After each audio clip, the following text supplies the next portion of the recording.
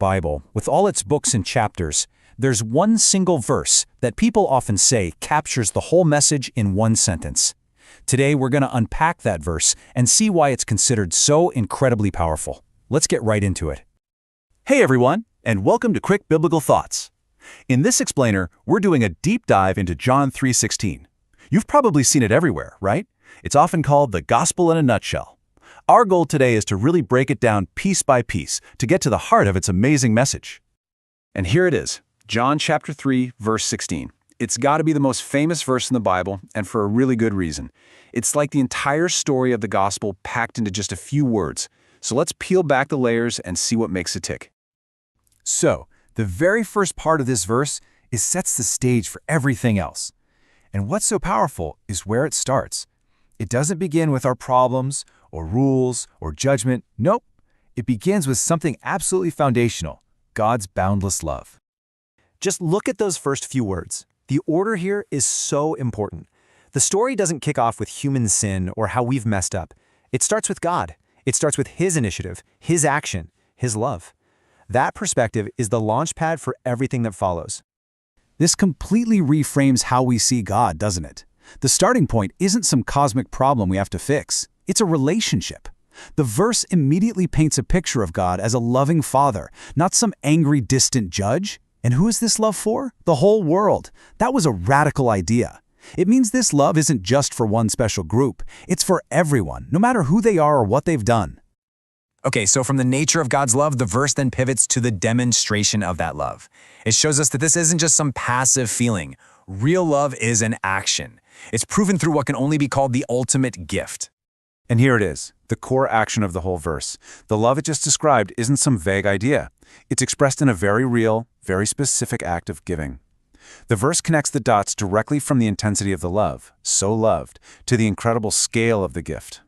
So what does this gift really tell us? Well, for one, it shows that true love is always generous. It has to give. And notice, God didn't just send a memo or a messenger. He gave what was most precious to Him, His one and only Son. This was a deliberate, intentional gift, and it had a very specific purpose: to save, to redeem, not to condemn. All right, so God's love is the motivation, the gift is His Son. What's next? Well, the next part of the verse explains how we can receive this gift. And what's so amazing here is that it's not some exclusive members-only club. It's a completely open invitation. The key word, the one that changes everything, is right there. Whoever. I mean, just think about that single word. It's so powerful because it defines who this offer is for. It is intentionally, wonderfully broad and inclusive. It just kicks down any potential barriers. Whoever means, well, whoever. There are no hoops to jump through. The verse doesn't say whoever is good enough or whoever has it all figured out. There are no qualifications, no preconditions, no background checks. The invitation is for anyone and everyone. Period. But let's clarify this word believe, because it's super important. The verse isn't talking about just mentally agreeing with a fact, like saying, yep, I believe George Washington was the first president. It's talking about something much deeper. It means placing your personal trust, your confidence, your reliance on who Jesus is and what He did for you. So we have this boundless love, this ultimate gift, this open invitation. Which brings us to the grand finale of the verse. It lays out the result, the outcome of accepting this invitation.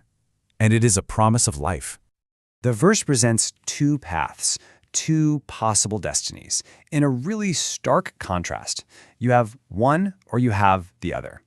And the thing that makes all the difference is that belief, that personal trust we just talked about. The two options are to perish or to have eternal life. So, what do those terms really mean? Well, to perish in this context isn't just about physical death. It's about a spiritual reality, a life lived separated from God. But the alternative, eternal life, is the complete opposite. It's being united with God, having that relationship restored, not just for a little while, but forever. And here's a game-changing thought. Eternal life isn't just about living forever in the future. It's a new quality of life that starts the moment you believe. It's a life that's meant to be full and free, right here, right now. It means you get to know His presence every day and walk in His truth. Okay, so now that we've taken the verse apart and looked at all its pieces, we can see the bigger picture. This isn't just a nice piece of information to store in our brains. It's presented as a life-changing truth that demands a personal response. And this brings us to the question that the verse is really asking all of us. It's not just, do you understand this, but have you personally received this love? The focus shifts from the head to the heart. See, receiving this love is so much more than just hearing the words or even memorizing the verse. The real question is, have you let it in? Have you let it fill you up, change you from the inside out, and become the anchor for your entire life? So in the end, John 3:16 isn't just a famous verse to quote. It's a roadmap for life, it's a foundational truth to build your life on, it's a priceless gift waiting to be received, and it's an incredible invitation that's meant to be shared with others. Thank you so much for hanging out with me on Quick Biblical Thoughts. When you really think about it, a message this good and this inclusive, well, it's just too good to keep to yourself. If this breakdown was helpful for you, maybe think about passing it along. The ultimate takeaway from John 3:16 is really a whole new way of living. It's a call to stop striving and trying to earn love and to start living as someone who has already been completely, unconditionally, and lavishly loved. And that right there is the heart of the gospel. Thanks for watching.